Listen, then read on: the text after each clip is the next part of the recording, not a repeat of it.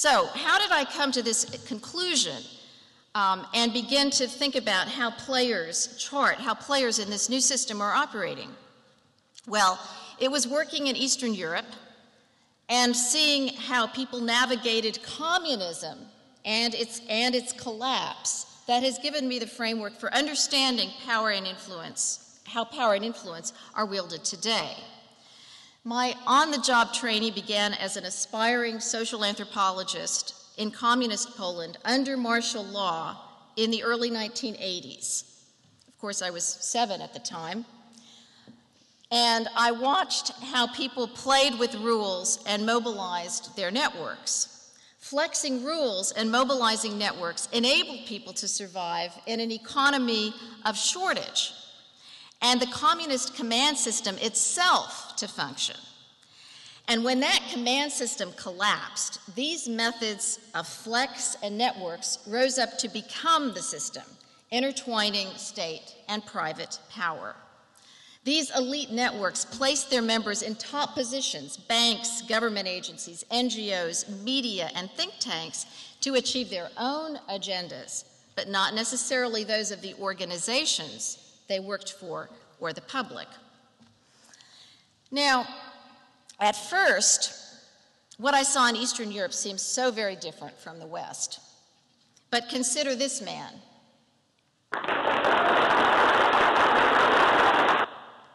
Richard Pearl. He didn't occupy a major position in the George W. Bush administration, but if one person is the father of the Iraq War, it's Pearl. He's not a puppet master, and I'm not a conspiracy theorist. No, but Pearl had something he wanted to accomplish, and working with a like-minded group of people for 10 years, he set out to achieve it in ways that are just now being understood. Now, how did they do it? It was their sophisticated means of operation that makes shadow elites so effective. This is a snapshot of the tight-knit circle around Pearl, what I call the neocon core, a dozen or so neoconservatives, some of whom have been working together in various incarnations for as long as 30 years to change American foreign policy in their own direction.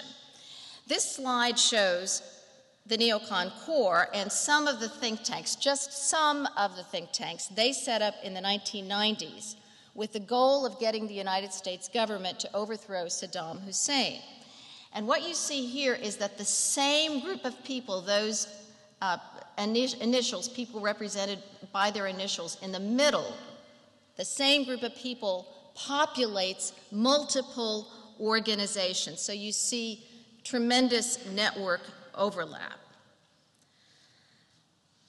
This slide shows the same group of people populating government and quasi-government positions during the George W. Bush administration.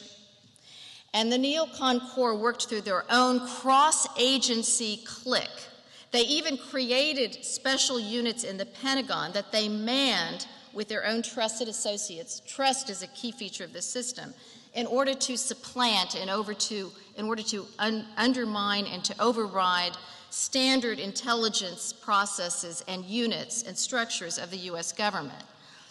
As model shadow elites, the neocon core skirted, they bypassed, they circumvented the standard processes of the government they supposedly served. Now, information is the key here. And if you don't have facts, you can create them.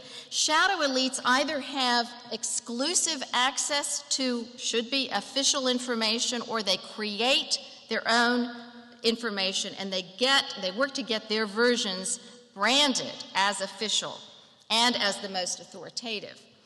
In the decade before the U.S. invasion of Iraq, the neocon core created this man, Ahmad Chalabi, the founder of the Iraq National Congress. He fabricated information, so-called, showing a supposed link between Saddam Hussein and 9/11. Members of the neocon core gave it the official stamp and marshaled its dissemination. They both produced this truthy information and they branded it for the public. Now, this was an uphill battle. Given that the intelligence was bogus. But Pearl worked hard to disseminate it. And unlike the experts of the past with their boring charts and graphs, shadow elites are in your face, branding their messages for the public. A chorus of officials in the Bush administration who observed the neocon corps in action told me in interviews with them that this case was very different from what we've seen in the past. There's a very well-established machinery for going to war. In Iraq, this machinery never got used. Now, let's take another example, the financial crisis. Here's the Committee to Save the World. Alan Greenspan, chair of the Federal Reserve. Behind Greenspan are Larry Summers and Robert Rubin on the cover of Time magazine in 1999. Shadow elites have ideological goals, and they seek to influence public policy. Summers and Rubin aggressively promoted their economic ideology all through the 1990s. They opposed not only regulating exotic derivatives, but even talk about regulating them, and they ignored the advice of others in the administration. Again, they circumvented standard processes of government. They ignored people who were outside their exclusive circle.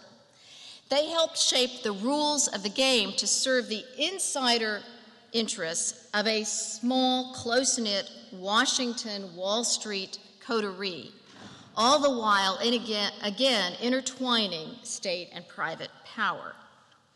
I first encountered Summers in the 1990s when, as a Treasury official under President Clinton, he helped enable a foreign aid fiasco that resulted eventually in the largest lawsuit against Harvard in its history. It was brought by the U.S. government against Harvard for misuse of federal government funds given to Harvard people who were serving as foreign aid advisors in Russia. And I tracked their networks and their on-the-ground activities for several years in Russia in the 1990s. And Summers, who was then in Treasury, enabled these activities. So that's when I first began to observe him.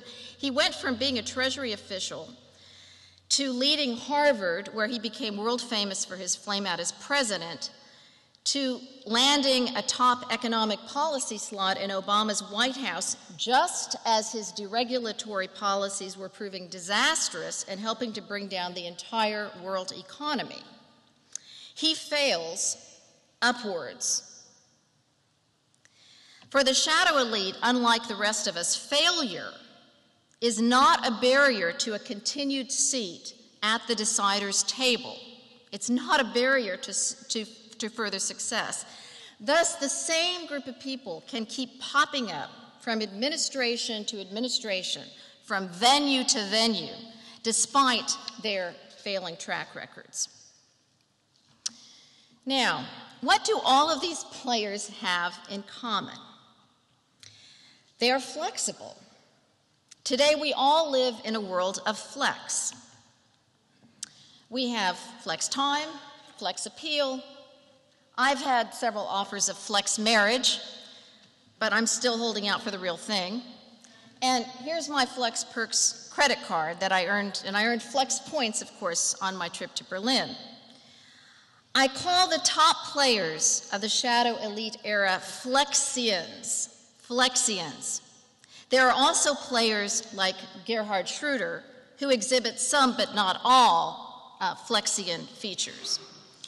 Flexians are characterized by the fact that they wear multiple hats. Here's Pearl in his various roles. And they craft for themselves overlapping roles that they don't tell us about, that are not fully disclosed in government, business, think tanks, and the media to achieve their own agendas. Their activities are legal. And from multiple moving perches, they have ready-made access. When players work together in exclusive networks to serve their own agendas, they are flex nets. And the neocon core, which I studied, is an archetypal flex net.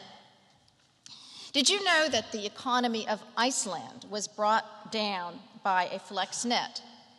2 successive prime ministers placed themselves and other members of their flex net in all positions necessary to enact their economic plans, in the media, in think tanks, in economic reporting agencies, in the relevant ministries, and so on. And as the crisis unfolded undeniably, when it became clear that they could no longer cover it up, one of them tried to do so. He actually, this former prime minister, became editor-in-chief of the main daily newspaper. So this is classic Flexian behavior. And the problem for democracy and for accountability is that Flexians and flex nets face no real challenge. The standard means of holding people to account don't much apply to them. The conditions I outlined earlier give shadow elites a free pass to go about branding their reality to their liking. The investigative journalists who might have exposed their activities have been laid off in droves. Government auditors have also declined in manpower relevant to the task at hand. And our oversight tools date back decades. Auditors have limited jurisdiction, and they're simply no match for shadow elites who are all over the map, literally. Many of the examples I've given are from the United States, but these players are all over the map. These monitors are all over the map, literally. I recently conducted a seminar which was brought together by the U.S. former top auditor, government auditor, the former Comptroller General, with top auditors from around the world, ranging from Russia to India to Ghana.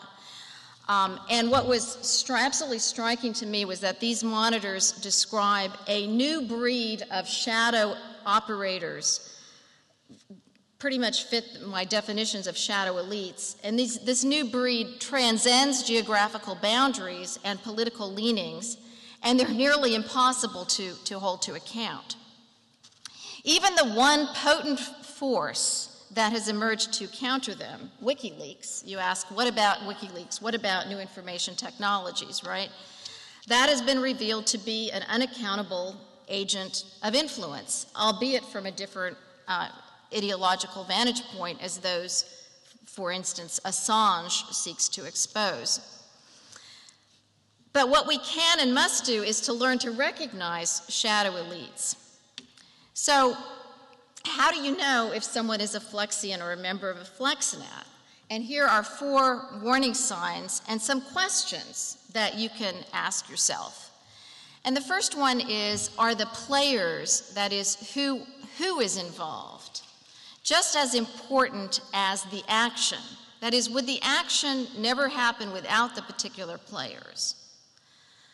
The second is, are the same players with exclusive inside access and information also the very same people who are branding the information for the public and suppressing alternative sources?